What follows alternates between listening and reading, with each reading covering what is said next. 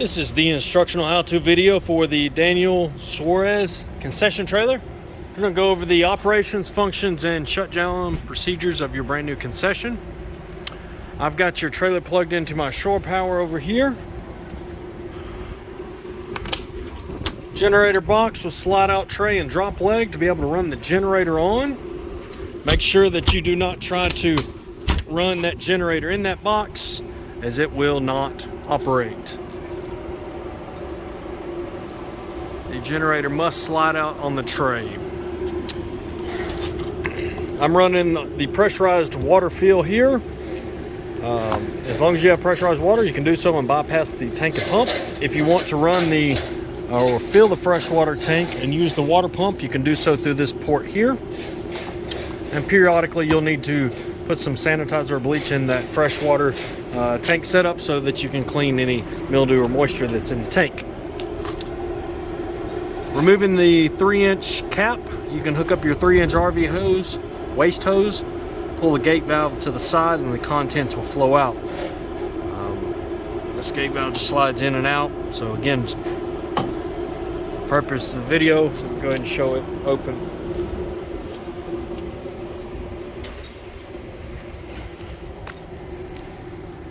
"36-inch access door here on the passenger side. You can see you got access over to your water heater, fresh water tank.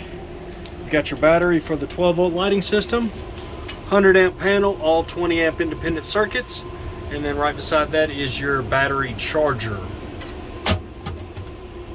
Your power cord can run down through this cable hatch and go to the exterior of the trailer so that you do not have to have the access door open, as I have done.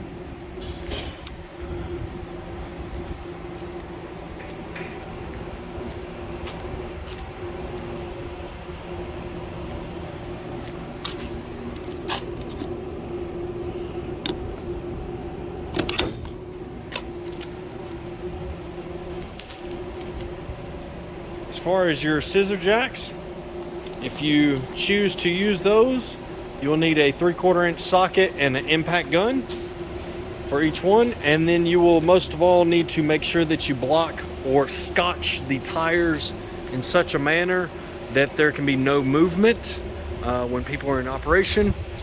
If that is not done, those jacks can fold and break, and they would not be covered under any warranty. Always have the flip-up door open when the extraction fan is on. Flip-up counter, pressing upward at that 90-degree mark will allow it to shut down, as well as same thing for setup itself.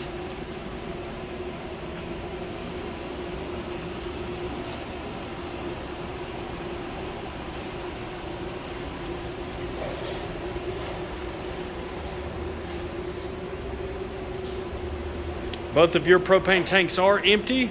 However, I do have a live tank that I've done my testing with, and for this video purpose here itself.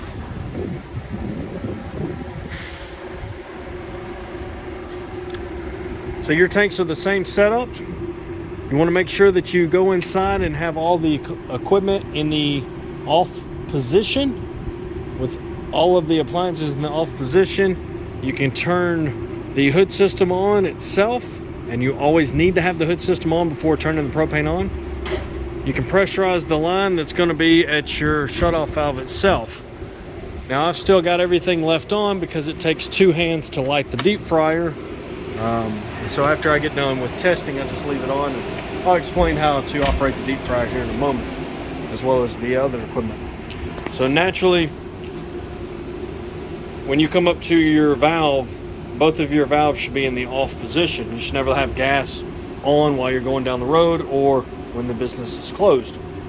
So once you pressurize the line to the actual shutoff valve itself, most important thing you can do, whether it's this regulator or this regulator, is pay attention to when you turn the gas valve on. When you turn that valve on, you should hear nothing more than the line pressurizing. That sound is going to be very quick, and it's going to be a shh sound. If you have continuous gas flow coming through either one of your regulators when you turn this on, you need to immediately shut it off and contact your local gas company to come out and inspect the piping. The reason this is so important is on the initial startup, from transportation, this piping runs down and hugs the frame of the trailer. And road debris such as tires, blocks of wood, rocks, concrete, anything of that nature, if it hits the pipe, it can pierce, break, or damage it in such a way that you would have a leak. So again, you do not need to hear any gas going through either one of the regulators, whichever one you're using. You only need to run one regulator or one tank at a time. But with that being said, you do not need to hear gas going through your regulator at the initial startup. You should hear nothing more than the sh sound, which is pressurizing the line. The testing I've done, obviously showing in this video, it's pressurized. I wouldn't be making this video if I had continuous gas flow coming out. So again, initial startup, if you're sitting at an event for a 1 week solid, still do the same practice just each and every day that you start up the trailer. Also, we've got the cable hatch, the door latch. That way, if you want to, you can use your screen door and allow adequate fresh air to come through.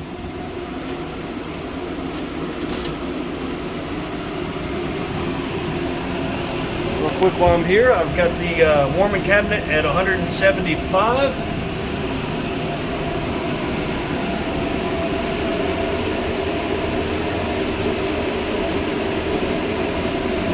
Extraction fan on. Fire suppression nozzles for the appliances that they are covering. Nobody other than a licensed fire suppression company needs to tamper with the nozzles or the heat sensors that are behind those filters. The filters are removable for cleaning purposes and will need to be cleaned periodically, whether it is daily, weekly, or monthly. Depends on how much cooking is done each and every day. Filters simply remove by lifting up and allows you to pull them out. You can clean those with hot water and a mild soap. Thoroughly rinse and allow adequate time for them to air dry before going back into operation. Never run the extraction fan while cooking with no filters. You will end up having grease that will get up into the top fan and potentially cause grease fire. Also, when you put the filters in place, you want to keep that gap as minimal as possible. You do not want a big gap like so, because you'll have that grease blow by that could, again, potentially get up into the top extraction fan and be a potential for a grease fire up there. I would also encourage setting up quarterly visits, initially starting off, for somebody to come out and clean and inspect the extraction fan on top of the trailer also. I'll go back to the fire suppression control head and tank here in a moment. Again, as I mentioned, all equipment needs to always be in the off position. There is going to be enough propane coming out for the open pilots, as you will see here. Now these are open pilots on initial startup always. Again, if this was on, you would have that much gas coming out if the flame was not lit. So and these always stay off when light. You'll light the back side of each one of those burners. And once you can see that you have your pilots, again, you're good to go for turning on the desired temp that's needed. But you do not need to turn these on until those pilots are lit. And do not light just one pilot, go ahead and light both at all times for safety. You'll also notice I have metal wire wrapping the burners to the frame of the unit. Do not remove this wire. Eventually, due to excessive heat, as you can see right here, it will break eventually. But once it breaks, just replace it with more wire so that the burners stay in place for transit purposes. You also see that you have a spillage tray. You will want to monitor that daily, as well as put it in a safe place for transit as well. Same thing for your griddle. What debris you have is going to be in this cup here. We want to monitor that, and as well as put it in a safe place for transportation also. So propane naturally is going to be heavy. It's going to fall. It's not going to rise unless it's pulled up. With that being said, when you go to your griddle, again, same thing, stays in the off position. All three control knobs. At the very end of the flexible line, right where it turns up, all you have to do is have your lighter at the end here. You've got 1, 2, and 3 that you will light. Now, it's hard to see them, but you'll need to use either a mirror or your phone to know that your pilot lights are lit. Do not assume that, because you'll have an abundance of gas if they're not lit. Once you know that those pilots are lit, then you can activate those burners to that desired heat level that you choose.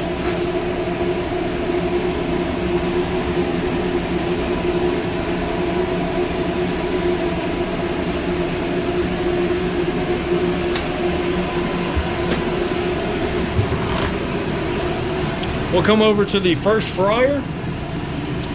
Also, you'll need to have plenty of these lighters on standby as well. Makes it easier for lighting purposes. I'm going to show you the fryers working. I will also explain how to light the fryers. Again, it takes 2 hands for lighting purposes. As you will see, control knobs in the off position. This is in the on position because I have the thermopile lit.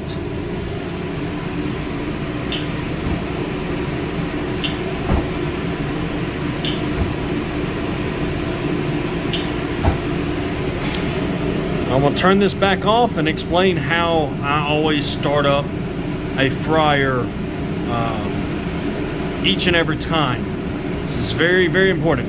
Again, naturally every day it's going to be off at the end of the day and at the beginning also. So as you've seen, I was doing this to make the clicking noise. That's the purpose. You want to make sure this thermostat connects with that gas valve. If you come in here after transit and do not do this process, most likely you will be able to light your pilot light, but it will not go any further than the pilot itself. It will not actively be able to engage. So I'm connecting. I do this twice. Again, on, off, on, off. At that point, then you rotate where the L meets that red dot and allows you to push in. And so you will push and hold here and administer fire to your thermopile. Once that thermopile is lit, you will continue to hold this button for 10 to 15 seconds. When you can slowly release this pilot button and keep a strong flame on your thermopile, you can turn this back to the on position. And when you're ready to do so, put that thermostat to the desired temp that you need for cooking purposes. A good thing is to come in first thing at the beginning of the day, light your pilot lights and be done with it. That way when you're ready to use the fryer, it's ready to go for you. But you know, it all depends. If you're not going to use the fryer for 7-8 hours, then you could wait till the end, whichever works best for your application. Just please follow the processes that I've put in place to be able to help your business continue to be functional in the best way. Also, in the fridge behind me, there is a drain tube that will thread into this port here and allow you to dump the vat or dump the contents from the vat each and every time before delivery. Thermopile going, on position.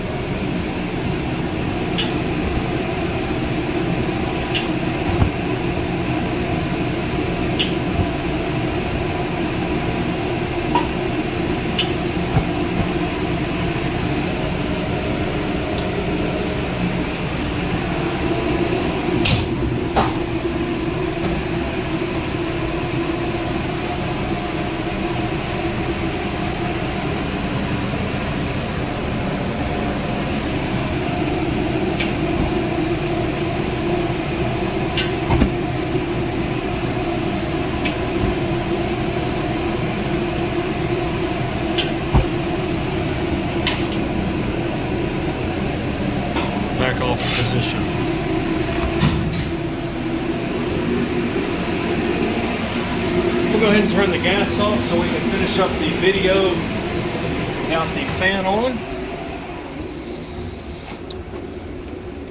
Turn that valve off here, as well as, again, the same thing for having the tank valve off as well. Once you turn that gas supply off and your heat has dissolved down or any smoke from cooking, go ahead and turn that extraction fan off as it's no longer needed. So while we're up front, we can go ahead and go over the fire suppression system. This system is live and ready to go.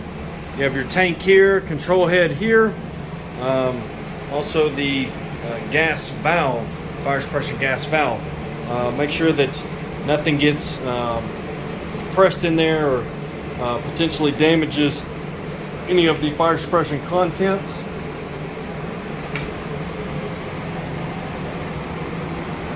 For the fire suppression, also, you want to make sure that you locate your fire marshal nearest you, as well as your local fire suppression company, to come out and be able to have the tag, the system tagged, so that you are being legal operation for your city ordinance or county ordinance.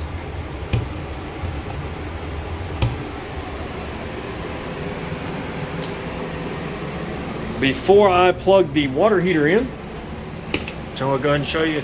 So we've got also, before we go over that water heater, we got the red tube with the air hose fitting as your blowout valve.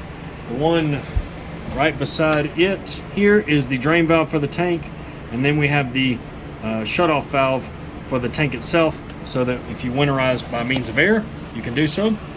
Water heater here, and it plugs in to the plug located right there. So before I ever plugged the water heater in, I made sure I had continuous water flow out of both faucets, the 3-bin as well as the hand wash, but also the cold and hot side as well.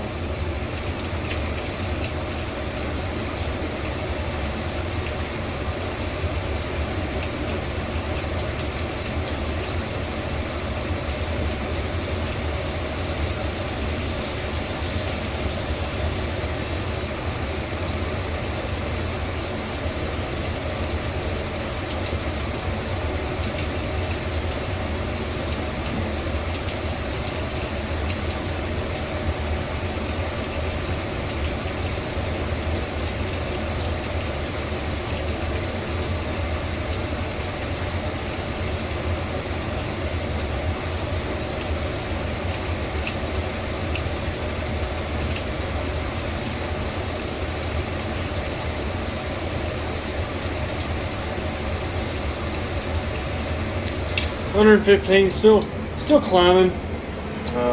Then I hadn't been running that long for the water heater. Water fill box key located right here on the 3-bin faucet. Also, we have the water pump switch located here. Again, if you're going to use that fresh water tank, you can do so. So we have your fridge here at a nice 33 degrees. We've got the boxes with the racks for the warming cabinet. Also the packaging for the fridge, the crumb pokers for the deep fryers, as well as the paperwork for the griddle, the 2-burner hot plate, the deep fryers, and also the fire suppression system. Do take the ample time to read over and review the paperwork for the appliances so that you can properly clean and maintain them for a good longevity. Also, if you have plenty of power to spare, you can run the AC and or heat as needed. Just make sure that at the end of each day you also turn that back to the off position as well, so that you do not have a significant power pull on the startup. We've got the sandwich prep here at a nice 33 degrees. Pans under the styrofoam itself.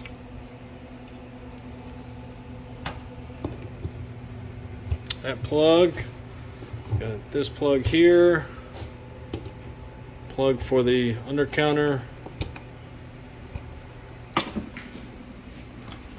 freezer at a nice -8 degrees.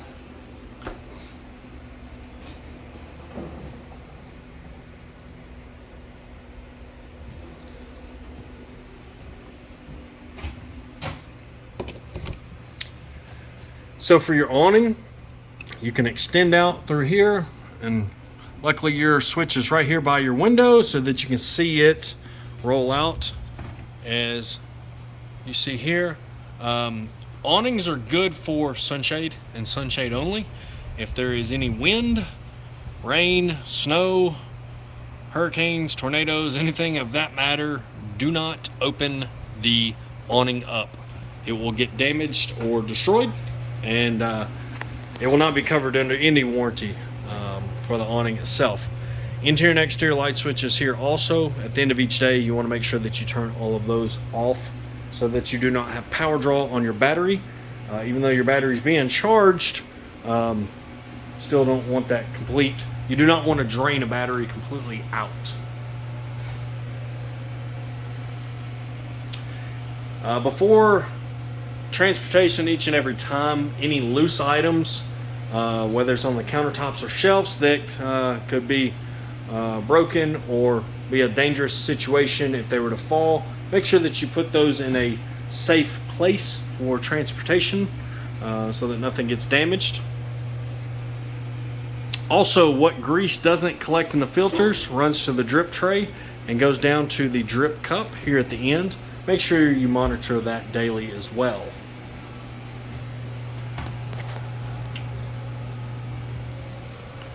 For your warming cabinet, you want to make sure you go ahead and turn that off so that you don't have that significant power draw each and every time. So big power draw is going to be the warming cabinet, the hood system, and the AC and heat on initial startup.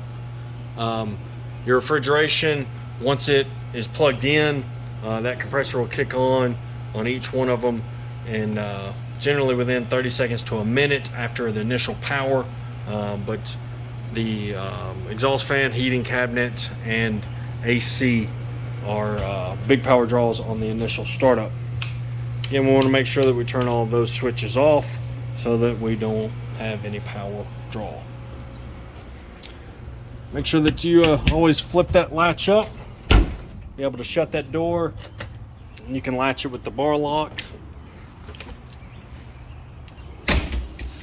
Same thing with the flip up counter. Again, pressing upward allows that to go back to a downward position, and then making sure that that flip up door is closed as well. If you did put your scissor jacks down, do make sure that you impact those back to an upright position so that they do not get damaged. And make sure that if you have your power cord pulled out, also you want to make sure it's put in, but then also your freshwater hose and wastewater hose, making sure that they are disconnected as well. We thank you for taking the time to watch this video. Make these videos to be able to show the customer their product before they get here and or before the unit is delivered to them. If you do have any questions or concerns about this video or your trailer itself, please do not hesitate to reach out to us. I'll be glad to assist in any way. We thank you so much for your business and wish you the very best.